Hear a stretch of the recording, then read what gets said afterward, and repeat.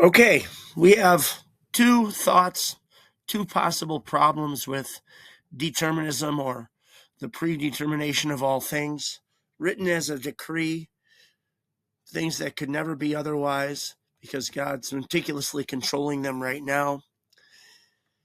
Here's the first problem. Here's the head scratcher.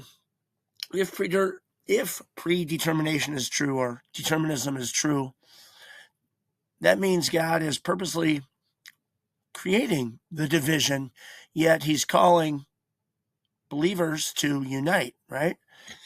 He wants unity, and this is proof he wants unity right here. And God gave us the Bible with one intended meaning. I mean, I don't think he purposely gives you 7 different truths that all contradict. So he calls for unity, even though he's predetermined all things, and then gives us a Bible that seems conditional and seems like it's written for time, that we make decisions now based on his word. He compels us to be obedient, right? To be follow the law of Jesus. And what would that be? Try to copy his life, yet you can't really copy any part of his life because everything's been predetermined. That brings me to the thought that, wait a second, we're supposed to be the church, right? Church universal, the body of believers, the humans that make up the church. We're supposed to unite, but a house divided cannot stand. So is that God's plan? Hey, I want to save you, share my spirit, make it so that you can unite because you all have the same spirit, but really I'm going to predetermine that you won't use my spirit.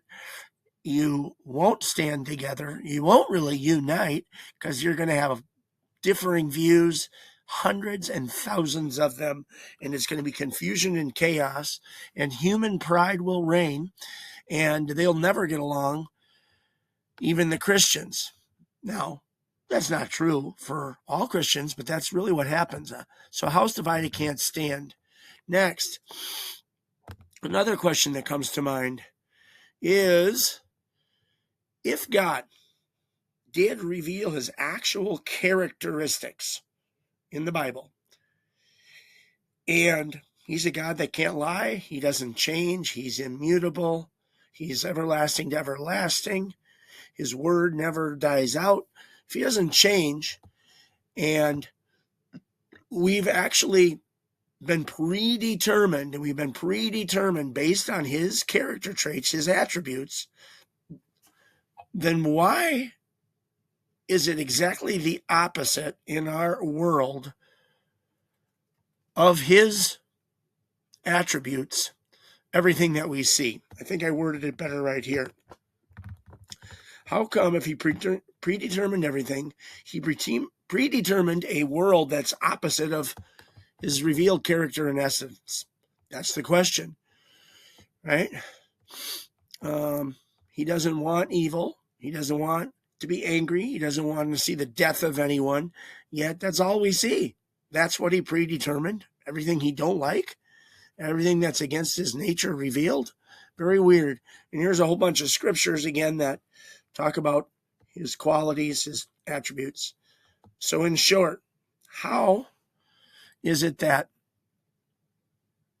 God reveals his character and he supposedly doesn't change, yet the world that he predetermined from his unchanging character is one that's bedlam, chaos, sin, trespasses, anguish, fear, chaos. Did I say trespasses already? I did. Sins, transgressions. That's the word I was looking for. Okay, head scratchers abound.